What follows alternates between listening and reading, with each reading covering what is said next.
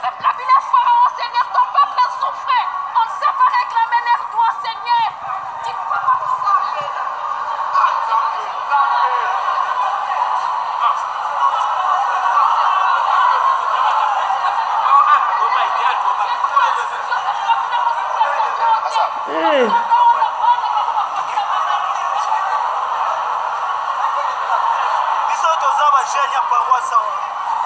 Daniel Safou Mawa, Daniel Safou Mawa.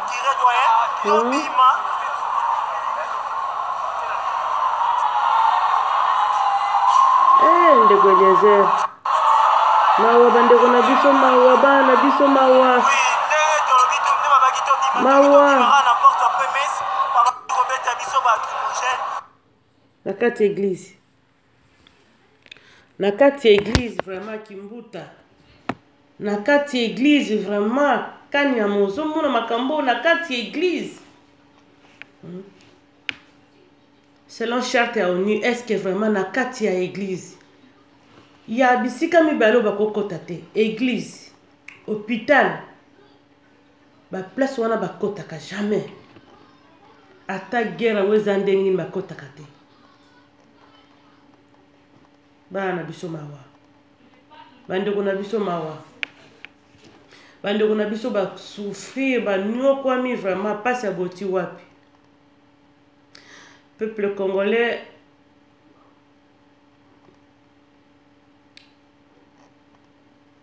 courage en tout cas. Bon, peuple congolais na yayambo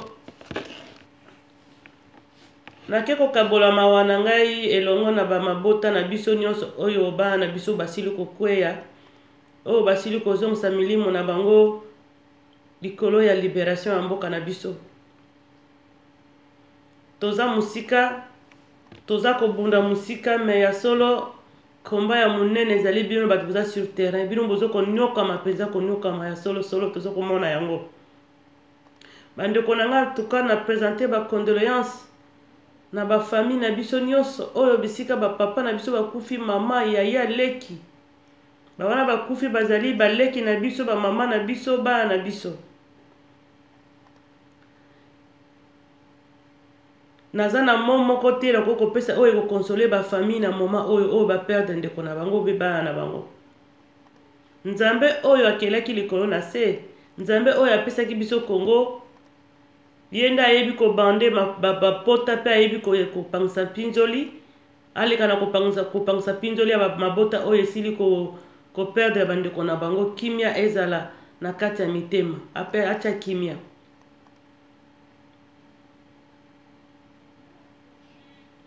Bandeko ba bolingo to kende pai to zonge pai.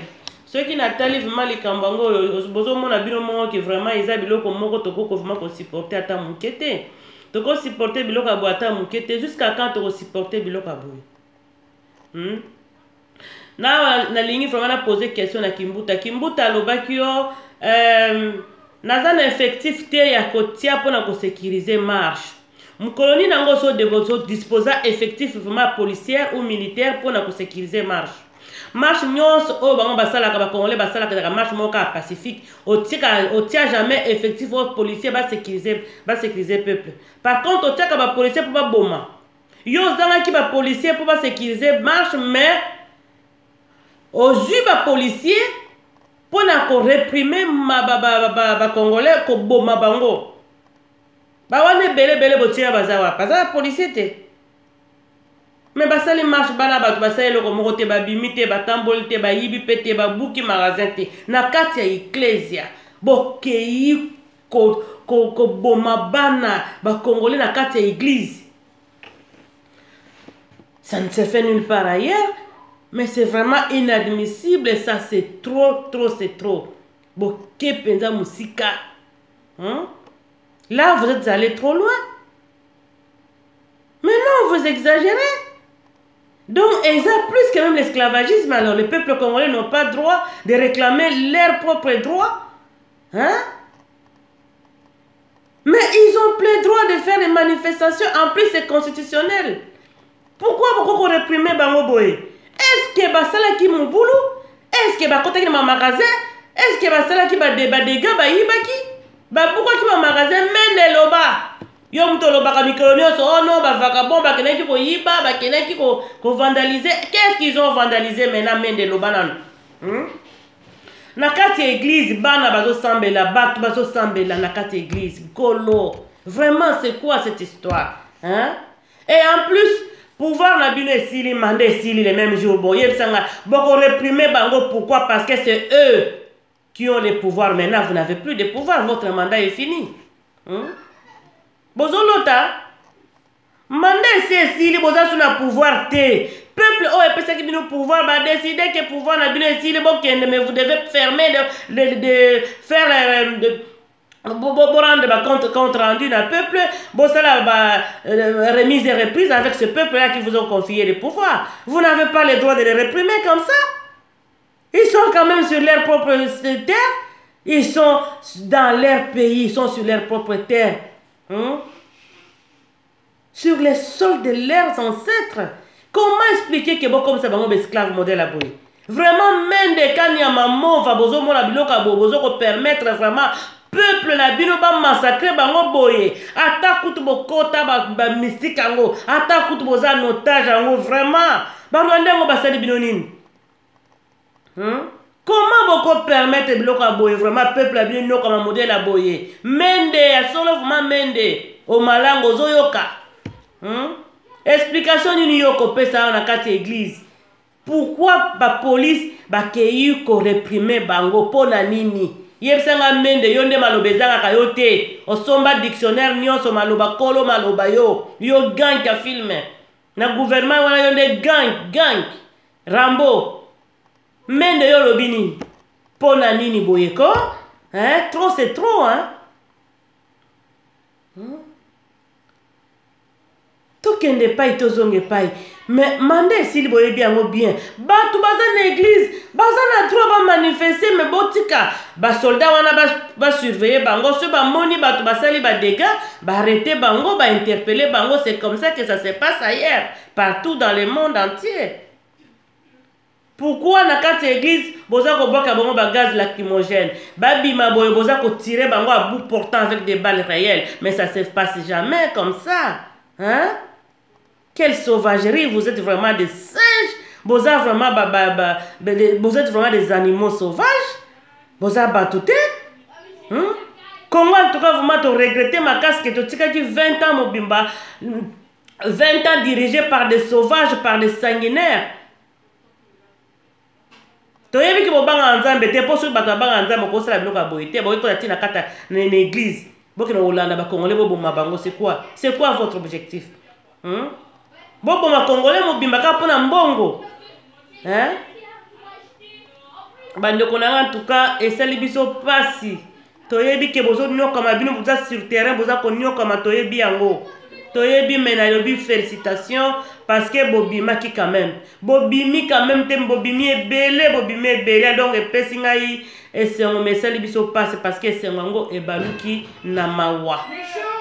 Tolingaki ata mukete makila ya mwana Kongo etanga lisusu. Totangisa makile bele bana na biso ebele bakufi donc tolingaki ata mukete ke makile etanga lisusu.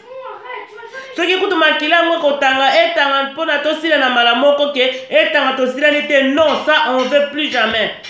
Année 2018 tolingi li sekite. Bobi masu ba marche no ba marche pacifique le souté. Marche obino boko sala marche pacifique te ezali kaka ko bima penza ko signer yomba c'est fini. Bon bande ko na en tout cas eza passe mingi eza passe tozo ezali mukolo oyo monde entier eza ko fêter mukolo oyo bato nyonso bazali ko sala ba prière ko remercier Nzambe même peuple congolais aza kolela peuple congolais azali kaka kokunda mikolo na mboka na ye moko ezali mawa pe ezali pasi yango wana ye pa na bino kosenga koyebisa bino que on est de cœur avec vous tozali ko supporter bino na ba prière pe tozali ko sala tout pote Nzambe na mikolo koya kimia likana kokota na mboka na biso peuple congolais courage botikate bolembete et que futa malobi attends kale Congo ekozala libéré. Ata lelo te lobi te, mais lobi kuna Congo ekozala libéré. Je suis persuadé bande konanga to continuer.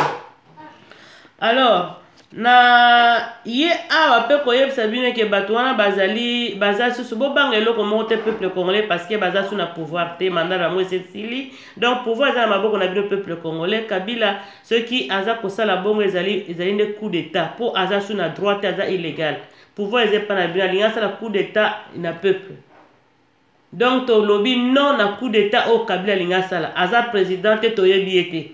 Pouvoir est dans ma bonne habitude peuple donc Kabila linga sala de coup d'état to boyi coup d'état na yewana donc gouvernement na bango wana ese sili bakene na bango na malembe alors bo bangate bino nde bakonzi bolandi peuple congolais bo banga eloko moko te bakonzi za nde bino pour l'instant na linga pe susu koyebisa bandeko na biso oyo bazali na ya diaspora bandeko na biso na diaspora en tout cas na tolandi biso nyonso ndenge peuple congolais enyokwami bana na biso basouffrir banyokoli bango bamaltraité bango vraiment na ndenge moko oyo bino moko bomoni mais eza kosala biso pasi na pasi wana en tout cas tolika na kokanga maboko te bandeko na ngai tokanga mitema pe te toluka na vraiment toluka tokutana un jour tosala réunion moko entre biso bana mboka tosanga na biso nyonso makambo koloba oh ngai boye te parti politique boye te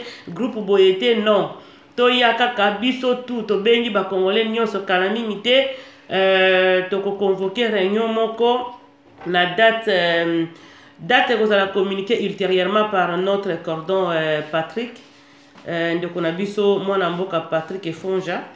Je crois que hier a communiqué bino date parce qu'on n'a pas encore fixé. Je crois que bakalami n'était tout coûte en abisso tout.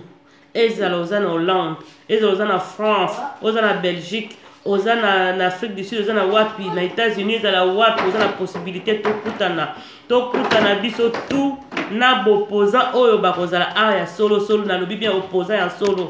Oyo bakozala awa na kanisi to kozala na bango pour vraiment peuple congolais, tout tient les accents sur les i et les barres sur les t. Trop c'est trop, tout vraiment opposant mon côté à Kosakanabiso, infiltrer mon côté à Kosakanabiso, nous devons voir clair. Biso nous devons libérer Mbokanabiso parce que tant qu'ils ont maltraité le peuple congolais, en tout cas peuple congolais, diaspora nyonso, diaspora congolaise, bisika nyonso zoami to kutana dans 2 semaines je crois. Tozana réunion moko munene boya bozanga te venez nombreuses parce que l'avenir de notre pays est en danger. Il y a que nous qui peut faire quelque chose pour changer la donne dans notre pays. Notre mère Congo est malade. Il est en soins intensifs dont nous devons l'apporter de l'oxygène. Alors, peuple congolais, venez avec vos oxygènes. Mouta, il y en a 2 litres, il y en a 1 litre d'oxygène pour que nous puissions maman na biso Congo ou Azobela. Alors, n'hésitez pas, peuple congolais, c'est pour une bonne cause. Donc, venez nombreuses. La date vous sera communiquée ultérieurement. Voilà tout ce que moi j'avais à dire. En tout cas, merci le sous na pesi suba na Congo, losako. Nandenge bobimaki mobilisation boyoka ki appel ya ba mimpe boyoka ki mobilisation appel ya Félix Tshisekedi bolanda ki pe appel ya Fayulu. En tout cas, na pesi bino losako mais à l'avenir bon ça la sous marche pacifique, on n'a plus besoin de marche pacifique. Et je sais ngaka ande ko déloger batwana babi malibanda, c'est tout. Bande konangai, on a fait beaucoup d'erreurs. Marche na pays sous occupation et ça la marque jamais pacifiquement. On en a fait beaucoup d'erreurs, toujours perdre. Donc on va plus jamais permettre que le peuple n'abuse le sous. Voilà ce que j'avais à dire. Mais le peuple congolais n'a profité. Au cas où bolingi kobima, bobima beaucoup pambaté parce que bango baza blindé. Bozala quand même un stratège. Nazo mo elo boza motivé ya kobima. Problème ezali ne motivation ezana bino boza la motivation ya kobima mais eza kozanga nde eloko moko pona kosala la différence. Et le roi est parce que vous devez munir comme exemple de quoi vous n'avez pas des armes bien sûr mais vous devez quand même être muni de loko tel que batolotolo tel que cocktail molotov wana ba salama bon mona kabino moko ndenge ba révolution ndenge salamaka hein Je sais que c'est une marche pacifique, mais bon prévoir Kabiloko wana. Marche pacifique tout en sachant que ça la marathon na moko na biso. On vous a jamais laissé faire le marche pacifique. Chaque marche pacifique ça la manamuka wana et tournera toujours dans vinaigre. Alors, vous devez toujours prévoir, peuple congolais. Voilà bisikani ninga na zoko mona mabe. Il faut qu'on prévoit. Bon prévoir que non marche nous c'est le kaka awa makile tanga maka tour oyo. Ceux qui kaka ba meki biso, bo s'organiser bien tout. 10 bo yeba cocktail monotone pour 20 bo lancer en na seconde moko. Ba wala pe ba bombi ba lancer na seconde moko je sala eloko moko te bokolonga itumbango. Hein? To ba kufa kati wapi bo botika ka bata bolole bongo ba ya kosaka na biso bo mais c'est pas possible. Trop c'est trop en tout cas peuple congolais. Moi je pense que vraiment stratégie faut changer. Pe na yo lancer appel là na Christian Malango. Christian Malango za ki ko loba ozo ke bon ba mende. O ganya wa mingi na yo ki ata muto moko bomite. Tala nenge peuple zo ko noka ma oza wa Christian Malango. Hein? Botika ko distraire peuple congolais s'il vous plaît en tout cas. Botika. Ce qu'on ligne ko libérer peuple congolais kende ko libérer bango sala pe monana. To boyi makele na ba média oh boy na boy. Oh la ki ko bon ba ki ko sala bon non. Ezali ko nourrir peuple na fausse espoir. To boyi ba fausse espoir na peuple congolais. Hein? Et message na zo pesa ngo pe na mutu mususu o akoya na sima o nga na bimi na zo ke sala boy nga pe na bimi na zo ke na kolongola Kabila to lingi tu biloko wala te Kabila ye moko déjà ça alungwe parce que mandat na ye sili donc ndenge za wanda bima soko lingo ke na kolongola Kabila mais kene ka yo moko kaka longola ye to mona ka misala ngo baba ka ko chanter ka avant la guerre na to komi ko te sikango te o bani ko chanter o sele ko moto bani ko chanter donc to boy o ba bengi distraction na opposition pe to zo lo bango boy peuple congolais bo fongola misu ben infiltré bazana kata opposition na rassemblement wana ba kabiliste bazana kati kuna donc to fongola misu to boy distraction boyebi bango bien opposition wana batutu bazali contre pour bino te mamso za contre bino donc mazali na kan ya Kabila bazo ya kaka kotia ka ba désordre kimia eza na mitema na bino en tout cas to yebi ki to fetete mais boza na kimia na sengi nzambe na biso nzambe na Congo atia kimia partout pe bisika bandeko oyo baza kolela bana na biso bakufaki ba héros national to bengi bango en tout cas nkolo atia kimia pango sa ban famille wana pinzoli na bango kimia ezala na mabota na bino. Merci beaucoup ezalaki ngai wa bino debout congolais raia ya mfalme. En plus, la 4 églises est regrettable. C'est jusqu'à quand? Où allons-nous? Nous sommes fatigués.